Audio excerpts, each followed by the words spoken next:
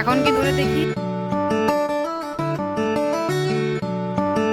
Hello সবাইকে, আমি তৃপ্তি নিয়ে চলে এলাম আমার একটা নতুন ভিডিও। তো আমার ভিডিওতে সকলকে জানাই অনেক অনেক ওয়েলকাম আর অনেক অনেক ভালোবাসা। আর এই বিকেল বিকেল রাস্তা দিয়ে শুরু করলাম আজকের ভিডিওটা।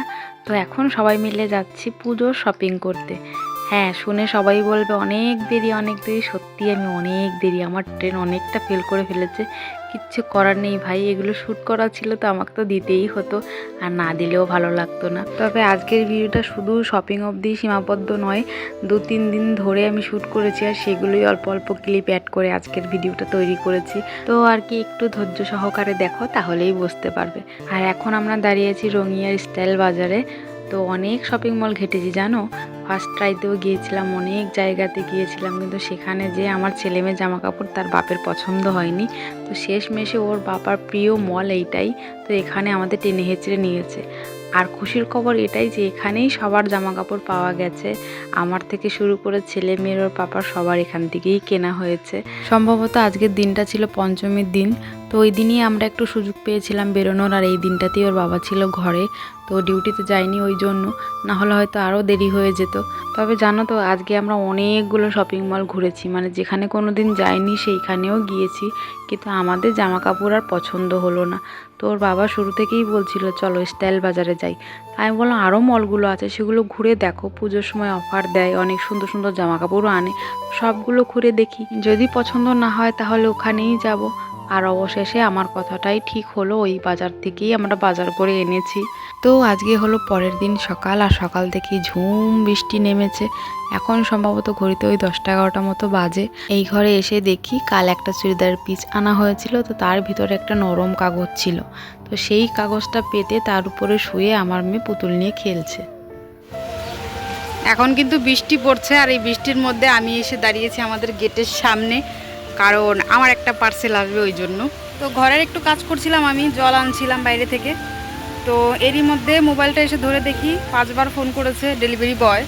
তো আমার মেয়ে ফোনটা কেটে দিয়েছে, তো সেই জন্য আমি আবার ফোন করলাম, তো লোকটা আসছে। তো ধুম বৃষ্টি নেমেছে আবার, তো আমি এসে এই গেটের এখানে দাঁড়িয়েছি, দেখি কতক্ষণ লাগে আসতে। এই পুচকেটাকে দেখতে পাচ্ছ, এই পুচকেটা কেটে দিয়েছে ফোন। ফোন আসলে বলে না, কার্টুন দেখতে থাকলে ফোন আসবে বারবার কেটে দেবে, কিন্তু বলবে না যে ফোন এসেছে। কেন কেটেছিস?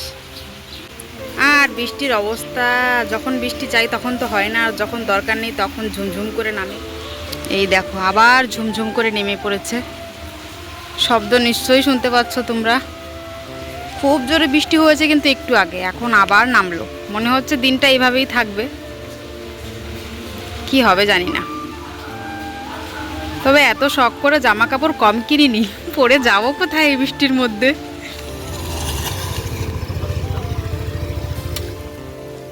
আমি ভর দুপুরবেলায় দাঁড়িয়েছি রাস্তার মধ্যেখানে, যাব একটু কেন্দ্রকোনা।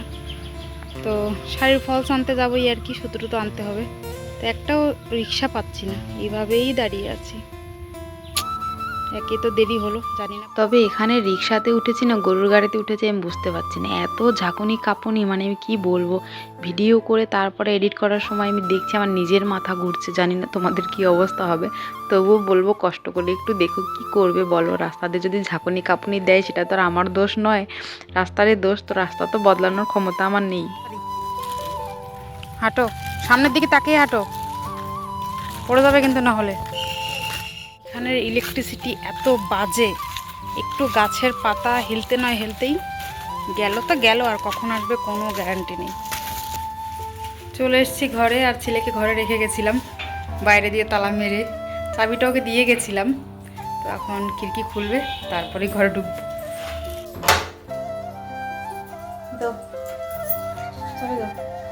দেখো মাথার চুলগুলো খুলে গেল, এই 4টে ঘোড়ার লেজ আছে, এটাও ঠিকঠাক থাকে না, যখন তখন খুলে যায়। ভীষণ গরম, মানে একটু বৃষ্টি হওয়াতে যেন গরমটা আরও বেড়ে গেছে, কিন্তু লাইন নেই, খুব খারাপ লাগছে। আচ্ছা কি আনলাম বাজার থেকে সেটাই তোমাদের এখন দেখাই। আর কাল তো পুজোর বাজার করে আসলাম, সেটাও দেখানো হয়নি। তো লাইনটা আসলে আমি ঠিক করে দেখাবো, কারণ এইভাবে দেখানো যাবে না।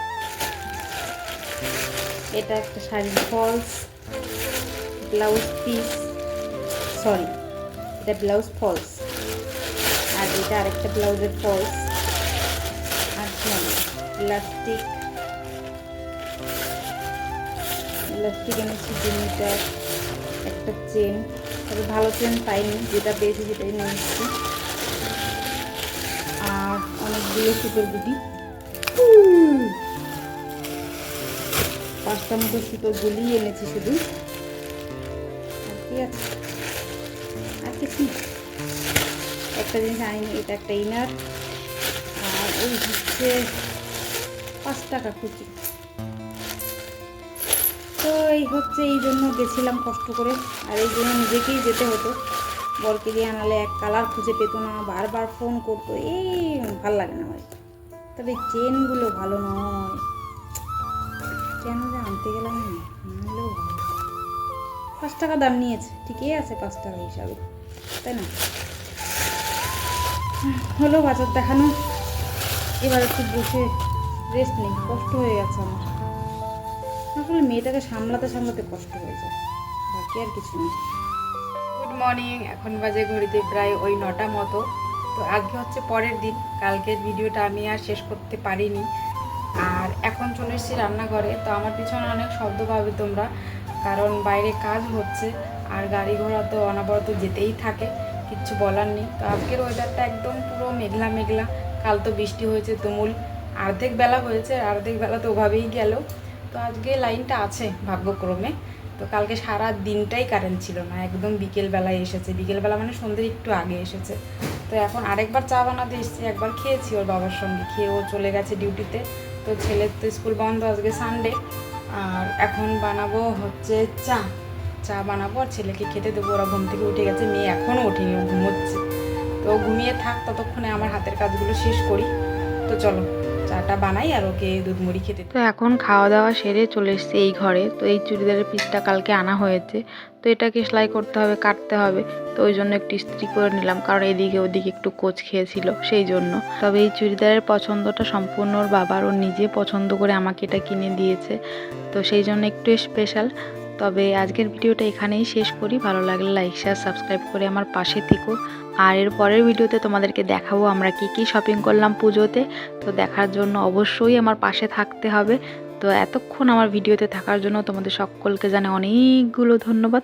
সবাই ভালো থেকো, সুস্থ থেকো, চলো টাটা।